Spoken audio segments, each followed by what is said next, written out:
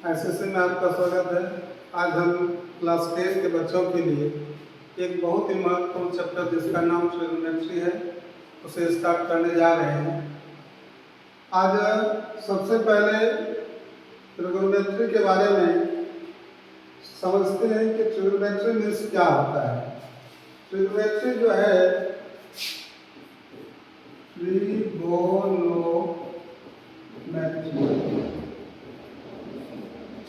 इसको हम 3 पार्ट में बांटते हैं, ट्राइगोन और मेट्रॉन। देखिए, ट्राई का मतलब होता है 3, ट्राई का मतलब क्या होता है 3, और गॉन वर्ड गोनिया भी हम लोग इसे बोल सकते हैं, जिसे हम लोग कौन कहते हैं, और मेट्रॉन का अर्थ होता है मापना। मतलब हम 3 कोण की माप करते हैं। वास्तव में त्रिकोणमिति जो है वह एक समकोण त्रिभुज के तीनों भुजा और कोण से रिलेटेड होता है। जब भी त्रिकोणमिति की बात आती है सभी बच्चों के दिमाग में घूम जाता है साइन कॉस टेन, इस तरह की बात आती है। आइए हम लोग देखेंगे कि सबसे पहले त्रिकोणमिति में समकोण त्रिभुज की भुजाओं को समझने का प्रयास करेंगे कि समकोण त्रिभुज की भुजा जो होती है लंब, आधार और कर्ण क्या होता है। तो कर्ण की जो परिभाषा है वो है आपका समकोण के सामने की भुजा को कर्ण कहते हैं। बहुत बच्चों को ये लगता है कि कर्ण जो है ये साइड वाला है, ऐसा नहीं है। अगर समकोण त्रिभुज आपका इस टाइप का बन जाता है, समकोण त्रिभुज ए बी और सी, और शीर्ष ए पर समकोण है, तो समकोण के सामने की भुजा जो है ये कर्ण है। तो समकोण के सामने की भुजा कर्ण होती है, ये फिक्स है। अब बात बचती है लंब और आधार की। तो लंब आधार जो है वह न्यून कोण के सिलेक्शन से होता है। जब तक न्यून कोण का सिलेक्शन नहीं होगा तब तक लंब और आधार फिक्स नहीं होता है। अगर हम न्यून कोण का सिलेक्शन ले लेते हैं, कौन सी न्यून कोण है, तो न्यून कोण के सामने की जो भुजा होगी वो आपका लंब होगा। क्लियर हो गया? न्यून कोण के सामने की भुजा लंब होती है, और न्यून कोण का जो संलग्न भुजा बचता है वो आधार होता है। तो न्यून कोण का ये संलग्न भुजा है, ये आपका आधार होता है। बात आती है न्यून कोण का संलग्न भुजा ऐसी भी है, लेकिन वहाँ कर्ण जो है उसका विरोध करता है, इसलिए शेष भुजा जो बच जाता है वो आपका आधार है। तो आपको समझ में आ गया होगा कर्ण की क्या परिभाषा होती है कि समकोण के सामने की भुजा को कर्ण कहते हैं, और न्यून कोण के सिलेक्शन होने के बाद न्यून कोण की सम्मुख भुजा लंब और संलग्न भुजा आधार होता है। अब अगर यहाँ पर हम न्यून कोण का सिलेक्शन चेंज कर देते हैं कि मेरा न्यून कोण का सिलेक्शन ए होता है, न्यून कोण ए है, तो यहाँ पर आपको इसके सामने की जो भुजा है ये आपका लंब हो जाएगा, और न्यून कोण का संलग्न भुजा ये आपका आधार हो जाएगा ए बी, और कर्ण समकोण के सामने की भुजा है वो पहले से फिक्स है। सिर्फ कर्ण फिक्स रहेगा, इसके बाद लंब और आधार बदलता रहेगा। तो सबसे पहले ये कॉन्सेप्ट आपको क्लियर हो गया होगा कि लंब और आधार न्यून कोण के बदलने के साथ ही बदल जाता है। कैसे बदलता है? सीधा मान लीजिए कि लंब जो है वो आधार बन जाता है, और आधार जो है वो लंब हो जाता है। इसका मतलब है कि न्यून कोण के बदलने से, न्यून कोण के चेंज होने से लंब आधार हो जाता है, आधार लंब बन जाता है। पहला कंसेप्ट यही है आपका इसके बाद हम लोग त्रिकोणमितीय अनुपातों के बारे में जानने का प्रयास करेंगे। सबसे पहले त्रिकोणमितीय अनुपात का ये मूल रूप जो है, ये आपका मूल रूप है, और इधर हम संक्षिप्त रूप लिखेंगे। शॉर्ट फॉर्म जो होता है वो क्या होता है। अब यहाँ पर त्रिकोणमितीय अनुपातों के बारे में थोड़ी सी चर्चा कर लेते हैं कि लगभग 500 ईस्वी में आर्यभट्ट ने अपना एक पुस्तक आर्यभट्टियन लिखा, जिसमें साइन की चर्चा थी, जिसमें उन्होंने साइन को साइनस वर्ड लिखा था। इस बात को याद रखना है कि साइन को साइनस वर्ड लिखा था, जिसका अर्थ होता था अर्धजीवा, मतलब जीवा से रिलेटेड वर्ड था। और सबसे पहले एडमंड गुंटर ने साइन को संक्षिप्त रूप में इसका 3 लेटर, पहला 3 लेटर SIN साइन लिया। और इस जगह आपको ये जान लेना जरूरी होता है कि किसी भी त्रिकोणमितीय रेशियो का जो होता है, टी रेशियो का जो रूप होगा, उसमें कोई ना कोई न्यून कोण लगा रहना चाहिए। चूंकि त्रिकोणमितीय अनुपातों की परिभाषा जो है वो इस तरह का है कि किसी समकोण त्रिभुज में न्यून कोण के सापेक्ष भुजाओं के अनुपात को त्रिकोणमितीय अनुपात कहते हैं। अर्थात जितने भी त्रिकोणमितीय अनुपात होगा उसमें कोई ना कोई न्यून कोण सेलेक्ट रहना चाहिए। अगर हम न्यून कोण को थीटा मान लेते हैं तो यहाँ साइन थीटा आपका शॉर्ट फॉर्म हो जाएगा। आपको ये याद रखना है कि SINE इसका मूल रूप है और इसका संक्षिप्त रूप है पहला 3 लेटर SIN, साइन थीटा। चलिए, साइन के बाद कोसाइन कंप्लीमेंट्री है साइन का। जब साइन के पूरक की आवश्यकता पड़ा तो कोसाइन का उद्भव हुआ, है ना। और इसको शॉर्ट फॉर्म में सर जोनास मुरे ने लिखा, पहला 3 लेटर लिया कॉस थीटा।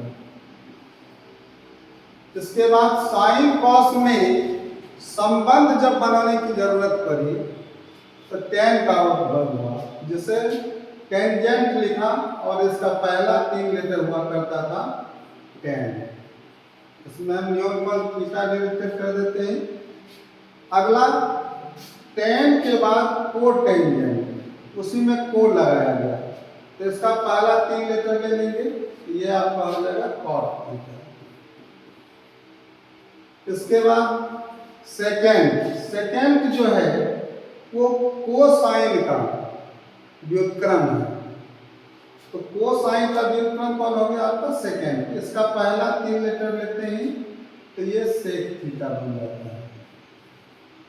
और सेकेंड में को लगा तो कोसेकेंड का 3 लेटर लेते हैं, कॉस होता है, लेकिन इसका 3 लेटर ना लेकर के 5 लेटर लेते हैं तो ये आपका कॉसेक बन जाता है। ये आपका कॉसेक थीटा हो गया। इस तरह से हम लोग मूल रूप और संक्षिप्त रूप से अवगत हो गए हैं। इसको आप याद रखिएगा कि इसका मूल रूप क्या होता है और उसका शॉर्ट फॉर्म तो आपको याद हो ही जाएगा, क्योंकि sine theta, cos theta, tan theta, cot theta, sec theta और कॉसेक थीटा। इसको आप सीरियल याद रखिए, sine theta, cos, tan, cot और सेक और कॉसेक। ये चूंकि एक दूसरे से संबंधित है कि साइन जो है वह कॉस थीटा से किस तरह से संबंधित है, बताया गया कि आपका पूरक है, कंप्लीमेंट्री है। और साइन और कॉस के रिलेशनशिप टेन बना है। इस सब संबंध को आप याद रखिएगा तो आपको आगे में कोई दिक्कत नहीं होगा। ठीक है, अब हम लोग इसको थोड़ा सा आगे बढ़ाते हैं, त्रिकोणमितीय अनुपातों के बारे में जानते हैं कि त्रिकोणमितीय अनुपात sign theta, cos theta, tan theta, ये अपना क्या फॉर्म बनाता है, क्या सूत्र बनाता है। तो यहाँ पर साइन थीटा कॉस थीटा और टेन थीटा। तो साइन थीटा को हम लोग P बटे H अर्थात परपेंडिकुलर बटे हाइपोटेनस, इसका मतलब लंब बटे आधार, लंब बटे कर्ण। कॉस थीटा बराबर B बटे H अर्थात आधार बटे कर्ण।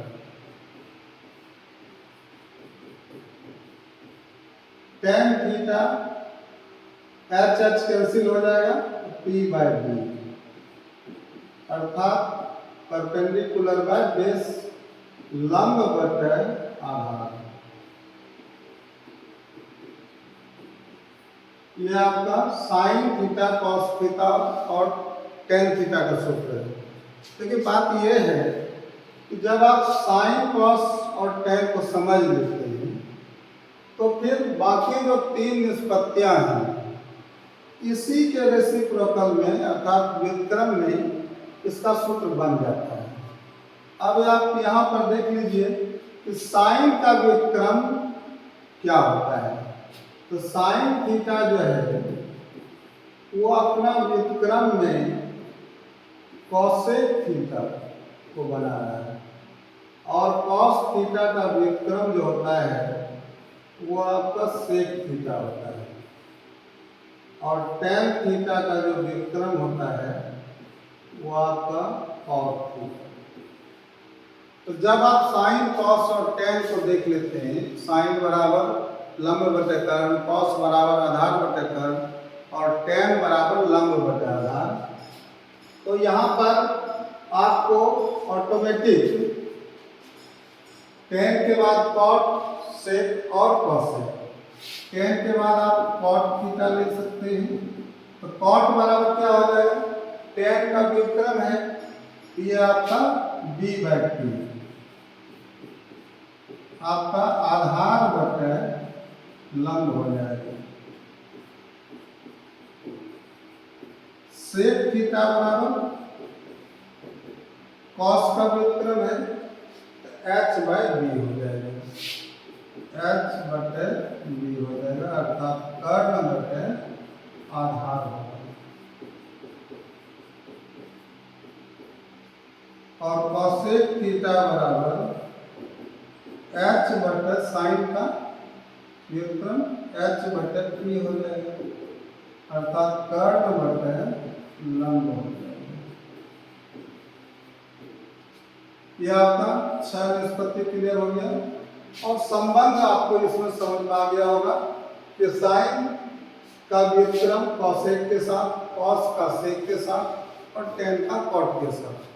क्योंकि इस संबंध को जानना जरूरी है क्योंकि व्युत्क्रम सूत्र भी आएगा इसका और व्युत्क्रम से आपको बहुत कंसेप्ट क्लियर हो जाएगा क्योंकि एक दूसरे से जो रिलेटेड है इसको आपको समझ करके रखना है।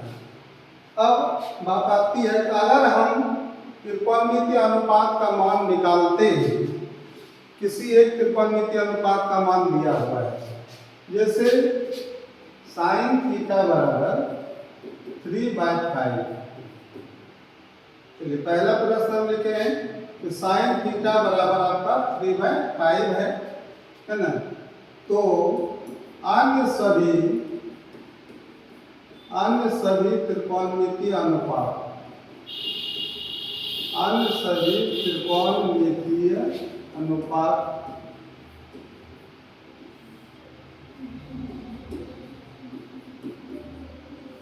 ज्ञात करें।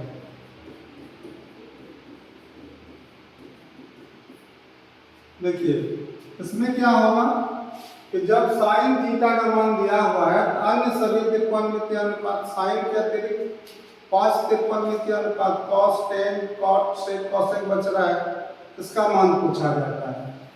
तो यहाँ पर अगर आप समकोण त्रिभुज से रिलेटेड ट्रिपलेट को अगर आप याद रख लेते हैं तो आपका अन्य सभी त्रिकोणमितीय अनुपात मौखिक सॉल्यूशन हो जाएगा। अगर आप ट्रिपलेट को नहीं जानते हैं तो आपको PBH में से जैसे साइन बराबर P/H है तो आपको B का मान निकालना पड़ेगा। ठीक है, तो इसमें जो है कि साइन थीटा बराबर 3 5, तो 3 5 अगर है तो ट्रिपलेट हमें क्या बताता है, 3 4 5 का ट्रिपलेट बना है।